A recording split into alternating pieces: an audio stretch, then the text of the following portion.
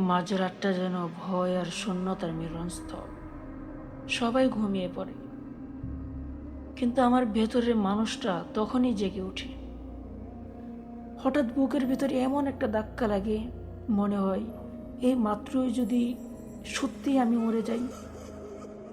চোখের সামনে এক মুহূর্তে সব কিছুর ছবি ভেসে ওঠে।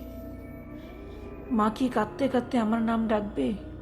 বাবার মুখটা কি পাথরের মতো শক্ত হয়ে যাবে? আমার বিছানা কি পরদিন সকালে খালি পড়ে থাকবে, নাকি কেউ নিঃশব্দে আমার জামাগুলো গুছিয়ে রেখে দেবে? ভাবতে ভাবতে গলা শুকিয়ে যায়। মনে হয় আমার হাসি, আমার রাগ, আমার স্বপ্ন সব কিছুই এক মুহূর্তে থেমে যাবে। যে বন্ধুদের সাথে আজ কথা বললাম, তারা কি বুঝতে পারবে আজই ছিল আমার শেষ রাত? আর ভয় লাগে যখন মনে হয় আজকের দিনটাকে সত্যিই ভালো কাটালাম, কারো অনেক কষ্ট দিয়ে ফেললাম কি?